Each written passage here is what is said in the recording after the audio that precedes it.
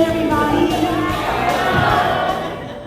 I am Bionce Foxx. I'm so happy to be here today, to be in the presence of great women who are doing big things. First of all, big round of applause to She's in Color. And another round of applause to these beautiful women, 6 Brown Chicks. How cool is the name? I love it. Good afternoon, ladies. Thank you so much for coming out today. My name is Zondra Hughes. I'm the creator of 6 Brown Chicks. Brown is not a color. Per Yanni Brown, she realigned our mission. Brown is being responsible, obedient, willingly now, choosing honesty, integrity, kindness, and so forth. That's what Brown Chicks are about. You all are all Brown Chicks. We have Brown Chick correspondents who are here with us today as well. And we tell our stories. We tell our truths. We share in the hopes of letting you know whatever you're going through, we've been there, done that, bought the t-shirt. Or is doing it. Or doing it now. So thank you for joining us. Hi, I'm Gina Bee. I am one of the original Brown Chicks. That's Zondra Hughes.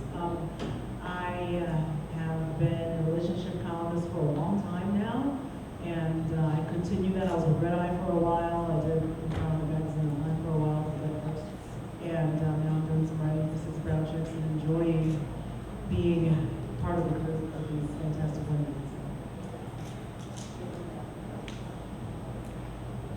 Hello. I'm a singer. Okay, I'm not a singer. But I really want to be in my mind. So, but I'm Yanni Brown. Yolanda is my government name, but that's just so not sexy anywhere.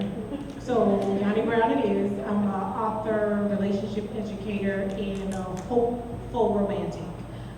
Everything love related, I love. I get all warm and fuzzy over love and what it does to people, for people, and with people. Zondra said, come on, let's do the 6 Brown Chick thing, and I've been 6 Brown Chicken since. And we'll get to know each other, I guess, a little bit better as the conversation goes along. Thank you guys for coming. Hello everyone, my name is Toya Nicole and I'm a 6 Brown Chicks correspondent, and I'm a marketing consultant and a travel blogger at MissTravelChick.com. Hi everybody, my name is Sylvia. I also am a 6 Brown Chick correspondent. A little bit more about me. My day job is working at Chicago Cable Access Television Network as a creative director for Channel 42. But my life passion is making sure that women of color feel good about themselves and empowered about who they are. Like that's just something that's in me, that's important to me. I'm working on a really big project that I'm so proud of right now, to that end. And so to link up with these women, I consider to be one of my life's blessings. So I'm just so happy to be with each of you. Also a blessing, and just thanks for coming out. Hi. Hi, I'm Dawg. They call me Dr. Dawg. You can call me Dawg, so that's fine. I'm a philanthropist, blogger, and an activist for the positive empowerment of women. I'm a domestic abuse survivor and a sexual abuse survivor, so I try to really get out and talk to women about living beyond their hurt and their pain and finding their purpose. So thanks for coming out. Let me brace myself while I do this first question. Bitch! Oh my God, my dad is cringing right now. It's in our music today. It seems as if the word bitch is synonymous with the word woman. Now, a lot of women use it as a term of endearment. How they do it, I don't know. Are we too comfortable with the word bitch? And does the suggestive praise term real bitch make it okay to use? You know what? Yeah. I do have a group of girls that I call my bitches.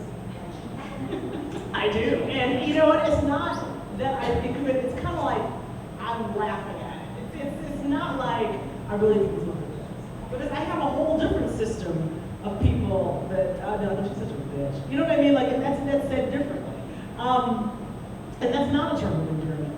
My bitches are kind of a term of endearment when we laugh about it. So it probably is a word that has more, that I have more problems with than Okay, it's probably kind of like the N-word, right? Like, we can say it, but like somebody else does it, we have a problem with it. It's like men say it. It's like, no, a man can't call me a bitch, because we're about to fight. But like, if a woman's like, oh, bitch, please, it's not like I'm like, oh, we're about to box or anything like that. I don't get that mad about it, but it's like, if a man starts calling a woman a bitch, then I say, it's like, bitch and hoe, when you start with that, to me, that's an issue. Like, I don't like men doing it, but I will I raise my hand on that. So you don't feel it's offensive? I think if you put an adjective in front of it, I think we are so just desensitized to the word that we don't even hear it anymore.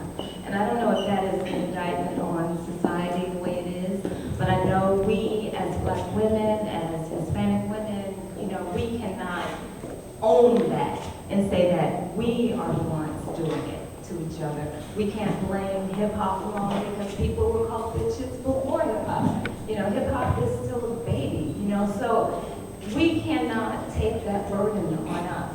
But when people start compounding that word bitch, you short bitch, you fat bitch, you whatever, you know it's about to go down. You know it's an absolute offense to everything you are. And not that violence is the way to go, but just, never use the word bitch on social media. Not on your Twitter, not on your Facebook, not on your Instagram, because it's forever. And when you're in a job interview, they're looking at your stuff. I promise you, they are looking at your stuff. They're looking at your pictures on the wall with your butt out. They're looking at everything. And when you get there before that person and you all are discussing a $100,000 job, you don't want, hey, here's me and my bitches on your Facebook timeline, because they'll see it. And sometimes they look for a reason to exclude you. So don't let that word be the reason that you're excluded. I think it's a very tricky word. Like you said, it really has a lot to do with pop culture because you think of bitch and it's derogatory term, like you said, being called that by a man. And I've been called that by a man before, and I remember being so hurt and offended. But then you have the songs like I'm a Bad Bitch, and everybody bobs their head to it, and you're right, it's in the songs. And then we refer to each other. I don't use that word to refer to my girlfriends, but I know a lot of people who do, and they consider it a term of endearment. So I think it's really tricky, and I think it just goes to show how the media and pop culture really can just change a word. And my mother would cringe, the way that, we use the word now, but somebody that's growing up today thinks it's a cool term, or they think it's easy to refer to somebody, I'm a bad bitch, or I'm his bitch. It's women who refer to themselves as like, I'm a ride or die bitch for him. And so I think it's tricky. I really think it depends on how you view it and kind of what the word meant to you growing up and what the word means to you in your circle of influence. I choose not to use the word. As Zondra says, I don't curse on social media at all because I am very concerned about the perception that's out there, and you never know who's looking at what you put out there. And so you just have to be very careful. It's not tricky for me at all. My name is Yolanda. Don't have a middle name, Brown. I'm not your bitch.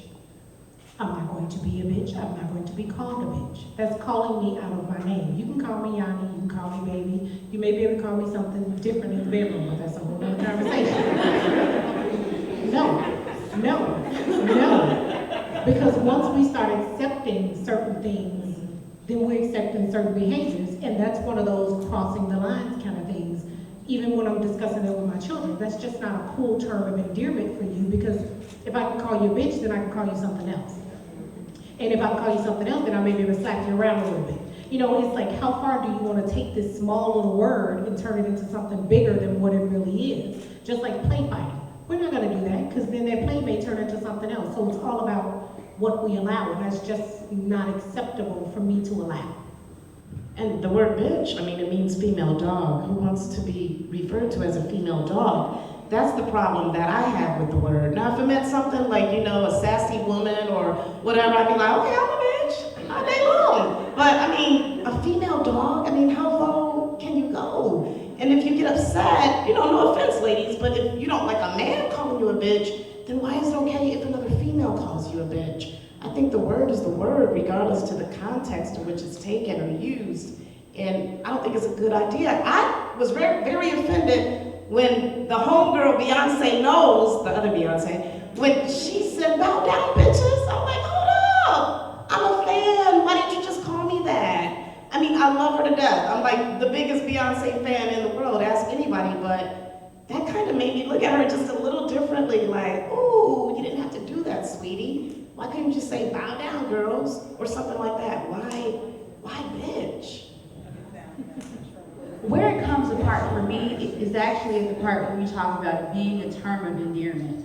I mean, I don't necessarily even think that's so, because one of the things I've noticed, like as I've grown up, and it makes me very uncomfortable, is how adversarial women, particularly women of color, are to one another.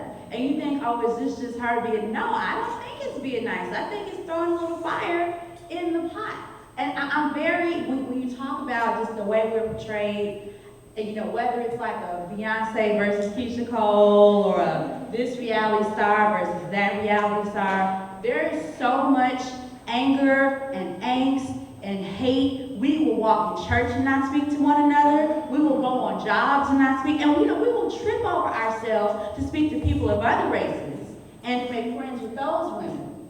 But when it comes to being nice to other women of color, specifically other black, brown women, we won't do it. The horns are up. And so I think that us using that word, we say it's always a term of endearment, but I think there's some horns going up subconsciously that we're okay with every time it flies out of one of our mouths.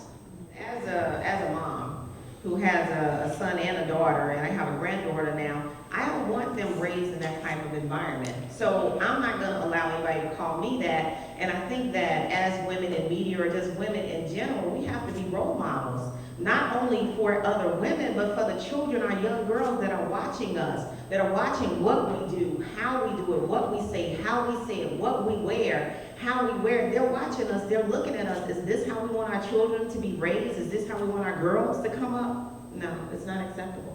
Our children, our friends, people that admire you and respect you, they don't do what you tell them to do, they do what they see you doing. So it's not about being a role model, but it's about being the best person that you can be for you. And if every time you turn around, bitch this, bitch that, bitch this, bitch that is coming out of your mouth, what does that say really about you, your friendships, who you uplift, who you encourage, and all those wonderful things. So, and not only that, I'm a people watcher, and in this case, just watch dogs. The next time you want that word to fly out of your mouth and you're okay with it, watch the behavior of dogs and see where that definition female dog actually comes from. And it may change your thought process a little bit, just with their animalistic behavior and what they do to the other female dogs. And it may change your perspective a little bit, because it is really, really raunchy, and it does have a negative connotation no matter how much we try to make a positive spin on it. Do you feel that being over the top attributes to the success of a person that wouldn't be so if they portrayed themselves in a different manner? And what are the long-term effects to your reputation for this type of behavior? I mean, over the topness. We've all seen these reality shows. Over the top. If you're not throwing the bottle to somebody's head, if you're not laying down in the club drunk with vomit all over you, if you're not screaming at the top of your lungs, you're not doing your part. You need to get more over the top so we can recognize you and notice you. Do you guys agree with that? It's like, you know, the journalism principle, if it leads, it leads. A lot of people don't feel like they're going to be noticed unless they're over the top. And that's the principle that a lot of people have applied, especially on these reality shows. Like when we were doing the Fix My Life show, some of my friends were joking, you're gonna throw a table? You know, that's gonna get you great ratings. And they were kidding, but I mean, really, if we throw some tables, we might have had some better ratings, but we were not really so inclined. But yeah, I think you know, you see like Nene Leakes, for example, right? Who's been over the top, and is parlayed that into like $1 million career. Now, you know, I don't know what other talents Nene has. Maybe being over the top is her talent, but like I personally think that if you focus on your talents and focus on what you really do, then you don't necessarily have to be that kind of over the top person in order to eventually get notoriety. But I'll tell you what, if someone's like, you know, like Real Housewives or, you know, what was that, Basketball Wives, if someone's, you know, splashing water in someone's face, someone's gonna tune into that. So the public's kind of responsible because we're very interested when, you know, like, oh, she snatched her weave off, we want to turn around and see that. It's like, well, that's kind of crazy. I mean, no one should really be encouraged to do that, but we're beating that, quite frankly. So. And as you mentioned, that's a good segue. Basketball Wives, Drea of Basketball Wives. Who watches that? Okay, you guys are gonna think I'm a prude. Call it what it is, but I just can't turn on those shows. Like, my hand won't, the remote won't even go to those channels because I just can't relate to that type of behavior. The whole sexual, just over the top with sexuality.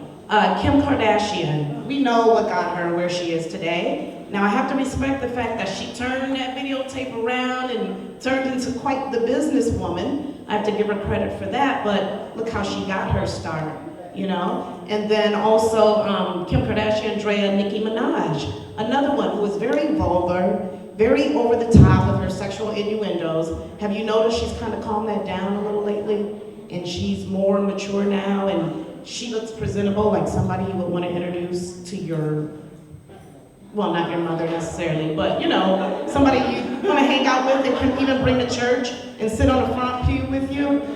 So talk about the over-the-topness as far as it relates to sexuality. My input with the over-the-top, Zondra teases me sometimes because she says, well, why do you always take the high road? Because who's gonna remember over the top in 10 years? Who's gonna remember over the top when your good looks have faded? What's going to make you memorable is being true to your authentic self. All this over-the-top crap in 5 years, as we all seen culture shift with social media, radio, television, and all that other stuff, who remembers over the top 5 years ago? What was over the top then? What will be over the top in another 5 years? And that's something to think about. Would your mother approve of your over-the-topness? Would your grandmother approve if your mother wasn't what she needed to be? And I think when you're talking about over the top, you need to ask yourself, how do I want to be perceived in 5 years? How do I want to be perceived in 10 years? It's like you said with Zondra with the butt pictures all on media that's going to be there forever. You need to think about the long run. When the beauty looks are faded, your boobs are down to your knees, you ain't got it like you think you got it no more. What's over the top for you? And that's something you really need to consider. All these women that are in the news and media right now, where are they going to be in 5 years? All I can say is Kim, what's her name? Kardashian. No, not the, Lil Kim. Look at where her over the top has gotten her. That's all I want to say is when you talk about over the top, what is it going to get you in 5 years from now? There's that running thing where what's in between the hyphen, between the date you're born and the date you die. What's in between that hyphen is your over the top. And if you can't look back at that over the top and say, wow, job well done, then maybe you need to rethink what your over the top is. Let's reference this slide here of Drea from Basketball Wives LA. That's just amazing. Like, that's an outfit that she wore out in public. And I'm surprised she wasn't even cited for something like this, but the fact that she is a Hollywood star, and she's the star of a reality show filmed in LA, you know, you can get away with certain things when you're a celebrity. But in my opinion, that is utterly disgusting. Like, it doesn't, I believe in sexy. I even like to wear my little short skirts when it gets hot out. You know, I may show a little cleavage here and there. But, are you serious? But even at that is not appropriate, period. She stepped outside of a strip club wearing that. And that's acceptable. And then recently, she was shopping on Rodeo at Barney's, and she just so happened to have a wardrobe malfunction where her cute little short set, the top just kind of fell off in public. So some of this over-the-topness, just to be seen, just to be recognized, that right there, that should be against the law. But I mean, even if she isn't a wife, she's definitely a mother, which, I mean, I think is, you know, I am not a mother, but I have a mother, and I'm so happy that, you know, I never had to see her and anything like that walking. You know, because her son is not a baby. Her son is like old enough to play on the internet see that he's a boy. I'm sure his friends have seen that. But I think like the bigger problem, well, firstly, like to Yanni's point, do what you need to do to make your money. But that is not the intelligent, long-term way to do it. I mean, Jasmine Guy, Vanessa Williams, even Lil Kim, yeah, well, I guess what I'm trying to say is they were baddest chick in the, in the game at one point in time, and they still look good, but as you see, there's always someone younger and better coming. That's just our reality as women. And you can get in there, and I look at Beyonce Knowles, who you referenced, and I'm like, man, I know she is doing 500 sit-ups a day, drinking nothing but water, because Rihanna is breathing down that girl's neck, and she can feel it. I'm just saying, as someone now who's on the other side of 25, I'm like, yo, like, it's not quite as effortless. My good night routine is now 25 minutes instead of 20. In 3 more years, it's gonna be 30 instead of 25. Why these kids are just popping up young and fresh, and you can try it, but that has a very short shelf life. So you should really think about it, because Maya Angelou is still writing her poems and making her money. I'm just saying, niggas be fun. These are women who have used their minds, who've used their talents, who've been true to themselves, and they are still as relevant today as they ever were. So I mean, it might work for you now, but how much longer can you do it? And the last point I'll make about it is that I don't like it because it sends a message to young girls that if you want to get guys' attention, this is who you have to be. And anyone, I think, who's ever really been in love, who's gotten married, has known that someone who really loves you and is going to be with you is going to do it because of who you are as a person. So the thing to work on developing is really your character and your personality, not this. But they'll see that and think that is what I need to emulate to get attention. If you ever look at these young people's Facebook pages and Instagram accounts and Twitter feeds, many of them are thinking that this is the direction in which they need to head in order to get attention from young men. So it's problematic that reason too. Sure, but how many of you have heard lady in the streets, freak in the sheets? Because that's what Okay, that's what I was raised on. My mother taught me that. Yes, I did say my mother taught me that. You be the outstanding woman when you're in public. You're the mother. You're the representative for the family. You're speaking as your representative, as the lady. When you're at home with your husband behind closed doors, you can flounce around and things like this. And I said, flounce, look it up. You can flounce around and stuff like this. You can parade around and things like this. Because 10 years from now, this will still be available and you won't even look nothing like this. So keep that mentality in your head. My daughters, I've taught them that. It's what we're teaching and what we're pouring into our kids that really matter, and that's setting the example. You can have all this stuff in social media, but it's what you're pouring into your kids. If you're letting them be the leaders or teaching them to be leaders, then they won't fall for this nonsense, because this is a bunch of nonsense that's not going to be around in 5 or 10 years, or that's going to be way worse. What are you pouring into your kids? If you're teaching them to be leaders and that you don't need to have this, and this in order to love yourself, then that's something different. But if we're not giving back to them, then this is what we're creating, and this is what we're allowing to happen. Allowing.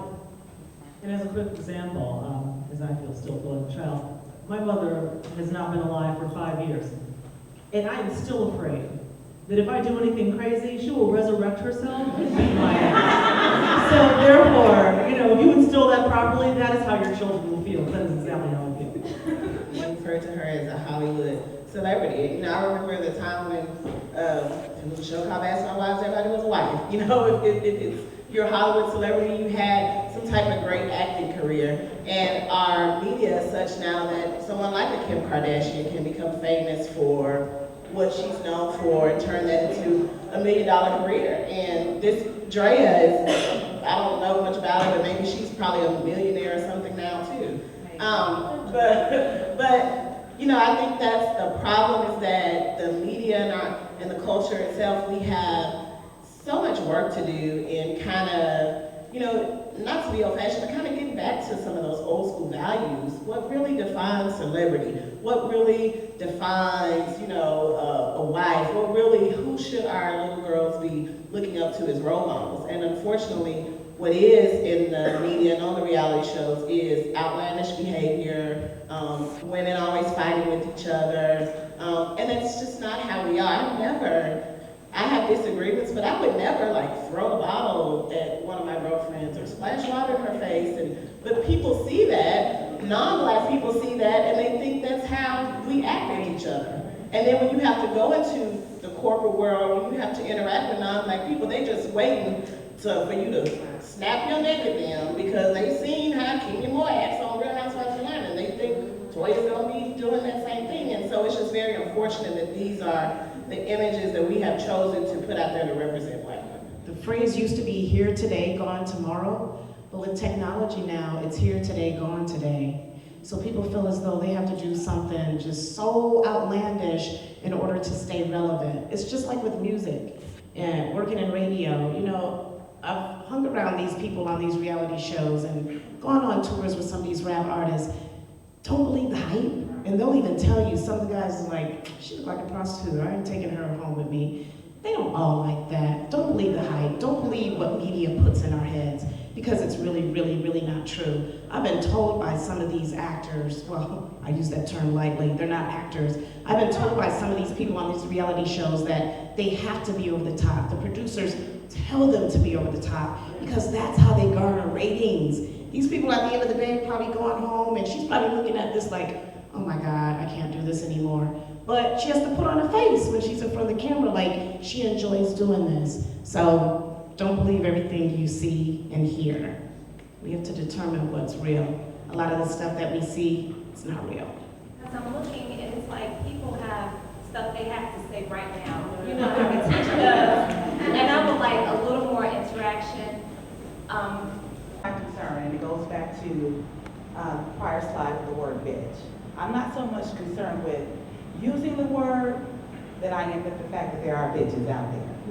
The fact is, black women have horrible relationships with one another. We are not kind to one another. I walk down the street, I smile, I'm getting mean mugged. I don't want your man. I don't want your job. I'm not trying to steal nothing from you. It doesn't cost you nothing to smile. So that translates to this kind of behavior.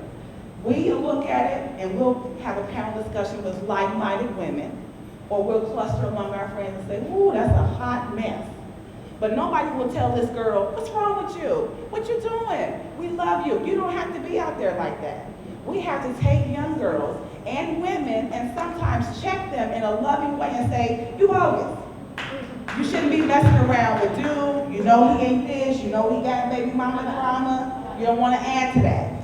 You shouldn't be doing that. You shouldn't be saying that. So we have to have a dialogue about our relationships. We can pontificate about using the word bitch, using the word hoe, but the fact of the matter is, if it ain't bitches and if it ain't hoes amongst our group of women, and I'm concerned about black women, not even Hispanic women, no offense, because they coalesce very well amongst themselves. They have their own issues, but we are the crux of this society, and our image is what's out there mostly in a negative light.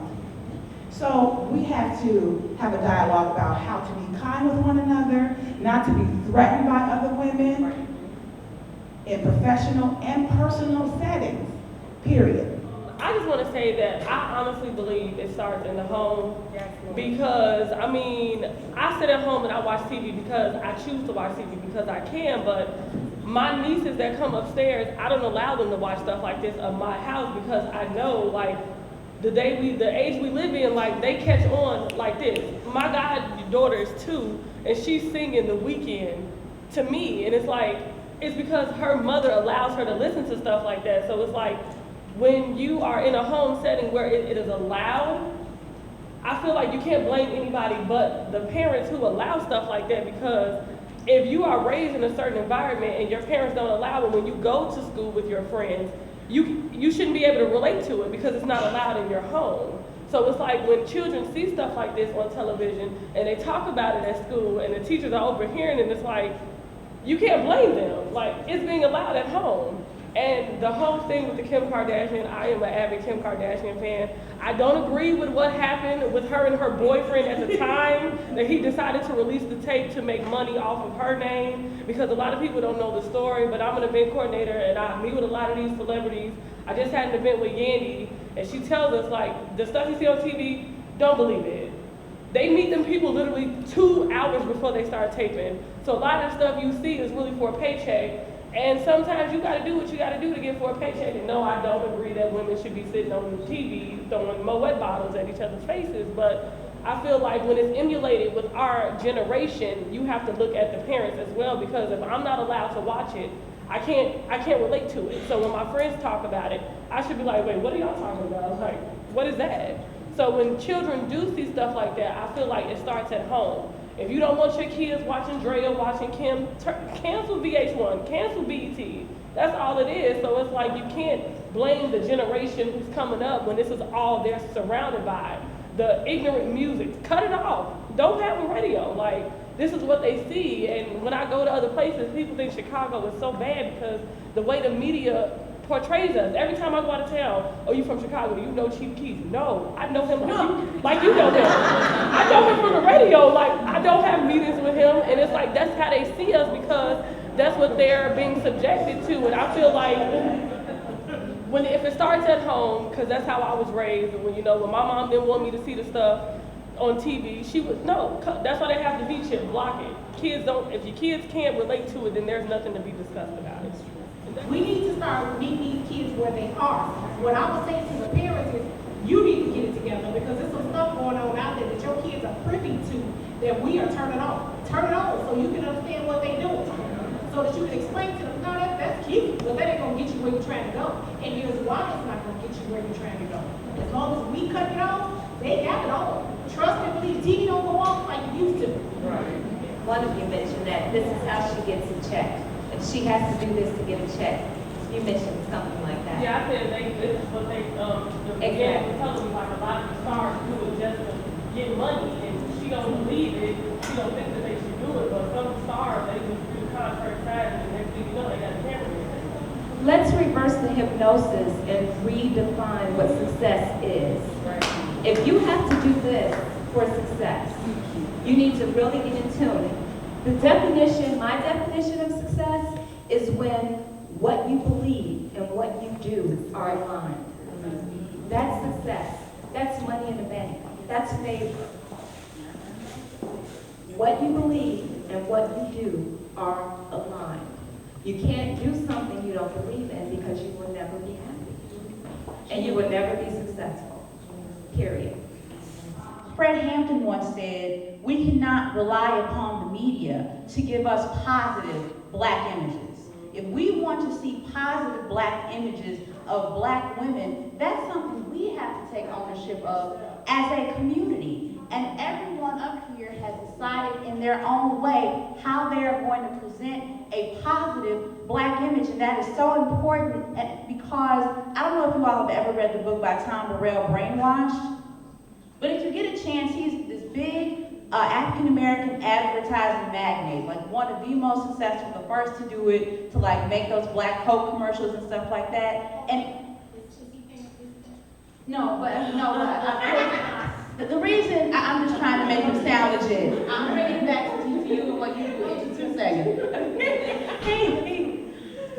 What he says in his book is that most people believe that we as people dictate to advertisers what they create, that we create the trends and that they're following behind us. In reality though, it's the exact opposite. They create the trends and we follow behind. So, how many times on television recently have you seen African American women in a positive relationship with an African American man, with another African American woman? How many times on television do you see functional black families, just everyday black people? How many times do you see us getting along, being educated and successful and well-mannered and loving? When you go to see a black movie, how many times do you see a movie where there's no shtick or there's no death? it doesn't happen often enough, which is why these women have taken ownership of that and begun to create their own images. And I think that we need to firstly support projects like the Six Brown Chicks and everything these women are doing individually, but also not be afraid to step out there ourselves and just be that and create that, so we can create the images we're comfortable with our children seeing, not turning off what someone else has created or trying to ignore or fight it, but really counter it with what we know to be true about ourselves. Color has the dominating buying power right now. Women specifically, heads of households, has the top dollar buying power. My corporate daytime job is market research. So all I do all day is look at numbers, who's buying what, why they're buying it, blah, blah, blah. We have more power than we realize, and it does not lie between our thighs. We have more power than we realize. We can say who does, who doesn't, just by turning off the TV, writing a letter, or not buying into it. The less we buy into it, the more you can see a positive African American couple on TV, or a show that won't make it past the pilot. Because, oh, that's too positive, we don't want to see that. We have the power, we're just not using it for good. Put them superwarming capes on and use your powers for good. Support the good programming, support the quality programs that they have. I have the hardest time getting relationship education into curriculum. Why? Because I'm promoting healthy relationships. Now, if I was supporting bottle throwing, then yeah, I could probably get into a curriculum. But what are you promoting? What is your dollar saying about you? Every hair product you buy, every nail polish you buy, all of that says, I have power. You need to start using it a little bit more wiser, because trust and believe, they're not targeting you. Look at a commercial. Who do you see in those commercials? The only time you see black people in commercials is when we dance and they're talking about chicken. Pay attention. Nothing is strategically done for you. They've already said, I'm not investing any dollars in African American advertising because I don't have to. They're going to buy it anyway. Wake up, people. This is real. It's what you put your money into that says back what we're getting. And a lot of what we're getting is because of what we're investing in. Next question, in the age of social media and oversharing, how can we make sure we portray ourselves in a positive light so that we don't further this negative perception? In the news recently, 2 young ladies committed suicide because they, one was intoxicated at a party, sexually abused, and those images were shared on Facebook. So because of the shame, she killed herself. Another young lady recently did the same thing. Oversharing is real dangerous. You may think you're sending that guy a picture of something. Don't you know, once he has access to it, the entire world can have access to it? Oversharing is killing people. Social media is taking lives every day. Not all of these stories get reported in the news. There's probably 1 million more suicides that we haven't heard about. Ladies? I don't use my last name in media. And I never use my last name in media, and I never plan to use my last name in media except for corporate day job. I've been successful. It's a thin veil, but I've been successful in this because my clients don't necessarily need to Google me and find a sex column. They don't. And I'm on the mild side of this, right? So anything you do and anything you put your name on, people know your name, because I will tell you right now, like, it is on record, it is indelible, people will find it, and it's not necessarily about the overshare, it's about don't do that shit to begin with. It's like, how about you don't have a gangbang your party? Like, maybe that's something that you should not be doing, because if you don't want everyone to know about it, then the answer in these days and ages, when you can just like click share, right? That's as easy as it is. When someone can do that, then you need to take responsibility for the stuff that you do, and you always need to stay conscious. You are famous. You are famous. 3 people who you don't know you. They've been on your page. They're following you on Twitter. You've been at the beauty shop getting your weave sewn in, and somebody took your picture and put it on Hot Ghetto Mess.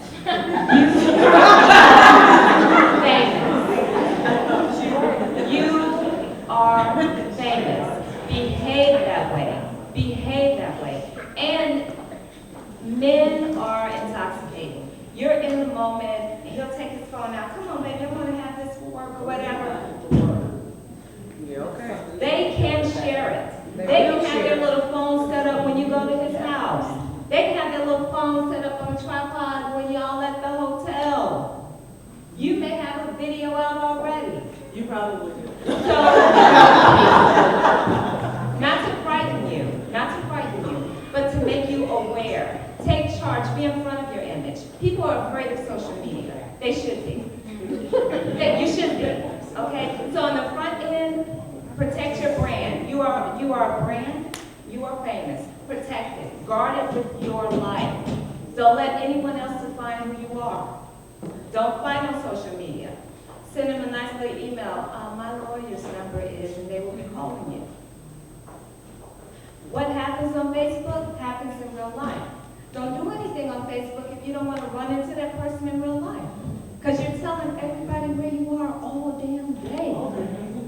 I tell people where I am on my way out.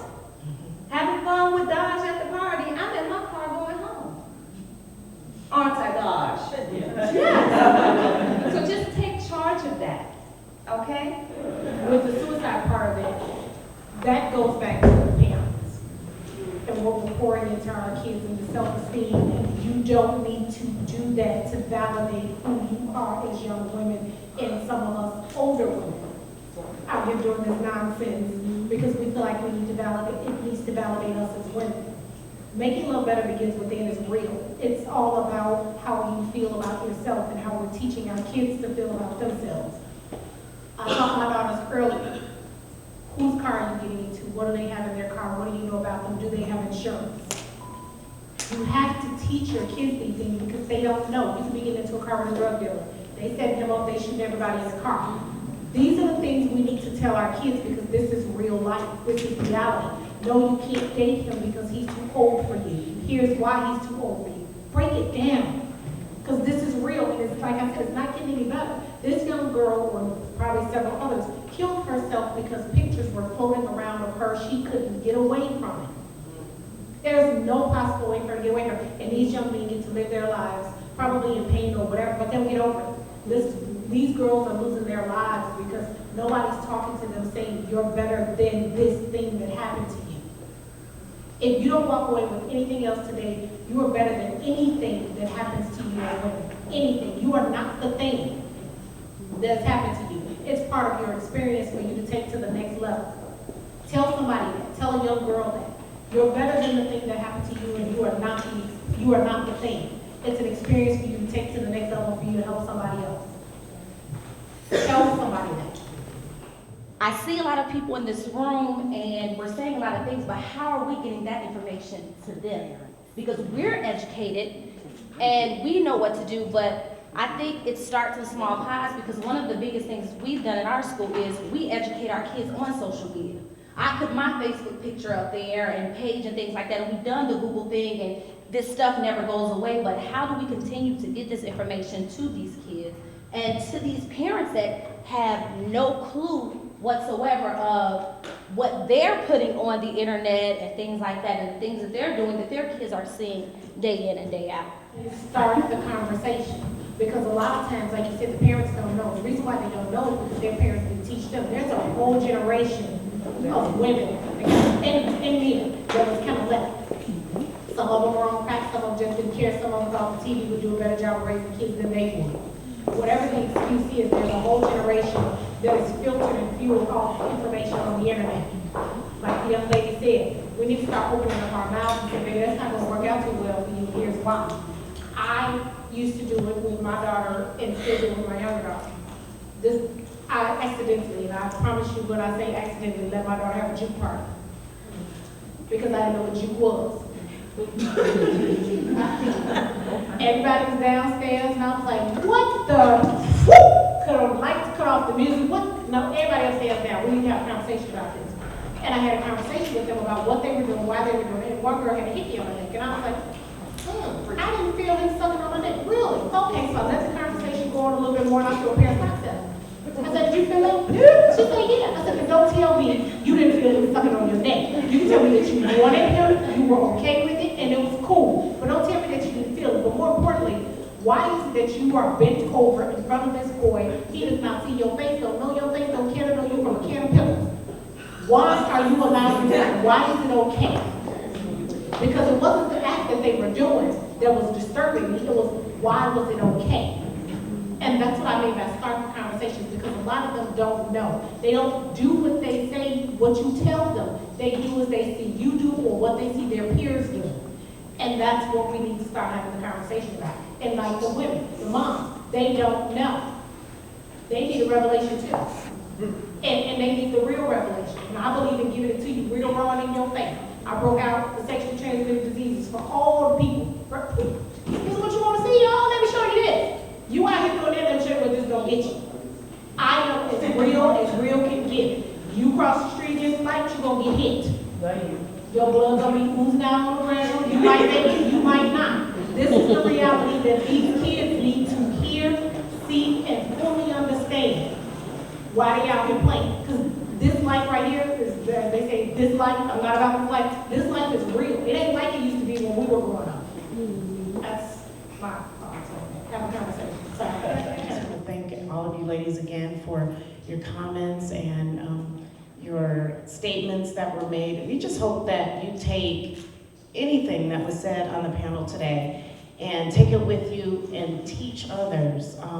If we teach 2, then hopefully those 2 will turn into 4, that 4 into 8, that 8 into 16, and so forth and so on. It's up to everybody in this room to grab somebody by the hand and teach them. I mean, put things on your Facebook, your Twitter. Social media is a beast, we all know that. So instead of some of the negative, let's put some of the positive so it can spread like wildfire, so we can help those who are coming up behind us. Because my God, when I look at these websites and stuff, I'm like, this is my future.